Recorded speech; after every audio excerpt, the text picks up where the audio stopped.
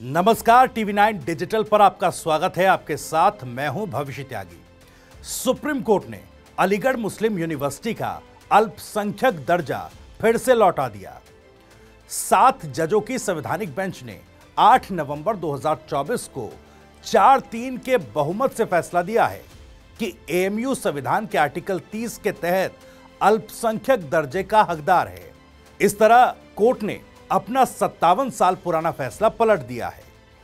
Supreme court ने 1967 के फैसले में कहा था कि एएमयू अल्पसंख्यक संस्थान के दर्जे का दावा नहीं कर सकती। अलीगढ़ यूनिवर्सिटी का पूरा मामला क्या है, क्यों माइनॉरिटी स्टेटस को लेकर विवाद शुरू हुआ और इसमें सरकार की क्या भूमिका थी, विस्तार से जानेंगे। लेकिन उससे पहले संक्षेप में अलीगढ़ मुस्लिम यूनिवर्सिटी का इतिहास आपको बताते हैं। सर सैयद अहमद खान का नाम तो आपने सुना ही होगा, अगर नहीं सुना तो बता देते हैं। साल 1817 में दिल्ली के सादात यानी सैयद खानदान में सर सैयद अहमद खान का जन्म हुआ। 24 साल की उम्र में सैयद अहमद मैनपुरी में उप न्यायाधीश बन गए। रिटायरमेंट के बाद उन्होंने मुस्लिम समुदाय के लिए विशेष शिक्षण संस्थान बनाए जाने की जरूरत उनको महसूस हुई। उन्होंने साल 1873 में Mohammedan Anglo oriental college fund नाम से कमेटी बनाई। इस कमेटी ने साल 1875 में अलीगढ़ में मोमेडियन एंग्लो ओरिएंटल कॉलेज की शुरुआत की। सर सैयद अहमद खान अलीगढ़ में ऑक्सफोर्ड और कैम्ब्रिज जैसी यूनिवर्सिटी बनाने का सपना देखते थे। हालांकि उस दौर में किसी आम इंसान को यूनिवर्सिटी खोलने की इजाजत नहीं थी। कुछ सालों के भीतर अलीगढ़ में मुस्लिम यूनिवर्सिटी बनाए जाने की मांग जोर पकड़ने लगी। ब्रिटिश हुकूमत ने मुस्लिम यूनिवर्सिटी एसोसिएशन की स्थापना की। सर सैयद अहमद खान ने ब्रिटिश सरकार की मदद से Mohammedan Anglo oriental college committee ने एक्ट बनाकर साल 1920 में अलीगढ़ मुस्लिम यूनिवर्सिटी की स्थापना की। बहरहाल हम लौटते हैं असल मुद्दे पर, यानी माइनॉरिटी स्टेटस को लेकर अलीगढ़ मुस्लिम यूनिवर्सिटी कब कब चर्चा में रही। आजादी के बाद से केंद्र सरकार ने एएमयू एक्ट में 2 बार संशोधन किया। इन संशोधनों के जरिए यूनिवर्सिटी का पूरा स्ट्रक्चर ही बदल गया। पहला संशोधन साल 1951 में हुआ। इसके तहत एएमयू एक्ट के सेक्शन 8 और 9 को खत्म कर दिया गया, यानी मुस्लिम छात्रों को अनिवार्य धार्मिक शिक्षा देने वाली बात खत्म कर दी गई। साथ ही हर धर्म और जाति के छात्रों के लिए यूनिवर्सिटी के दरवाजे खोल दिए गए। साल 1965 में एएमयू एक्ट में दूसरी बार संशोधन हुआ। इसके जरिए कोर्ट ने यूनिवर्सिटी की सुप्रीम पावर को घटाकर बाकी यूनिवर्सिटी की तरह ही इसके लिए एक गवर्निंग बॉडी बना दी। इसी साल एएमयू को मानव संसाधन विकास मंत्रालय के दायरे में ले आया गया। यूनिवर्सिटी प्रशासन इस संशोधन के खिलाफ आवाज उठाई। साल 1967 में यह मामला सुप्रीम कोर्ट पहुंचा। 5 जजों की संविधान पीठ ने मामले की सुनवाई की। याचिकाकर्ता अजीज बादशाह का तर्क था कि सर सैयद अहमद खान ने इस यूनिवर्सिटी को बनाने के लिए एक कमेटी बनाई थी। उस कमेटी ने इसे बनाने के लिए चंदा करके धन जुटाया था। एक अल्पसंख्यक की कोशिशों से एएमयू की शुरुआत हुई, इसलिए इसे अल्पसंख्यक का दर्जा मिलना चाहिए। सुप्रीम कोर्ट की 5 जजों की संवैधानिक बेंच ने एएमयू को सेंट्रल यूनिवर्सिटी मानते हुए अपने फैसले में कहा, सर अहमद खान और उनकी कमेटी ब्रिटिश सरकार के पास गई। सरकार ने कानून बनाकर इस यूनिवर्सिटी को मान्यता दी और उसे शुरू किया। यही वजह है कि इस यूनिवर्सिटी को ना तो मुस्लिमों ने बनाया और ना ही इसे चलाया। यूनिवर्सिटी की स्थापना उस समय भारत सरकार ने की थी, इसलिए अलीगढ़ मुस्लिम यूनिवर्सिटी को अल्पसंख्यक दर्जा नहीं दिया जा सकता। सुप्रीम कोर्ट के फैसले के 13 साल बाद यानी 1981 में केंद्र सरकार ने एएमयू एक्ट में फिर संशोधन किया।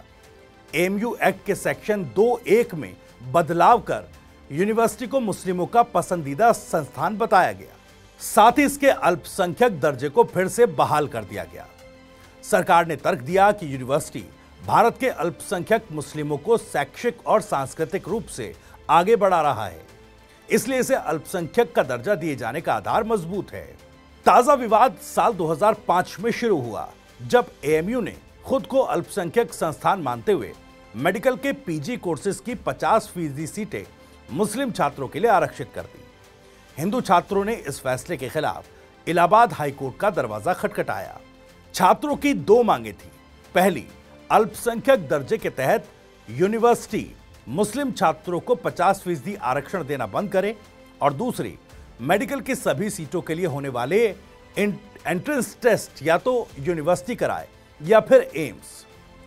बता दें कि उस दौर में मुस्लिम छात्रों के लिए एडमिशन टेस्ट यूनिवर्सिटी लिया करती थी, जबकि सामान्य वर्ग की सीटों के लिए एडमिशन टेस्ट एम्स करवाता था।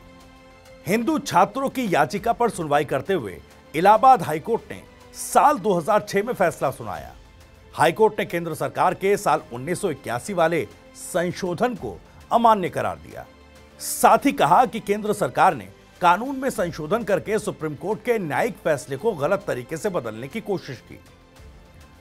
हाईकोर्ट ने एमयू को अल्पसंख्यक संस्थान नहीं माना।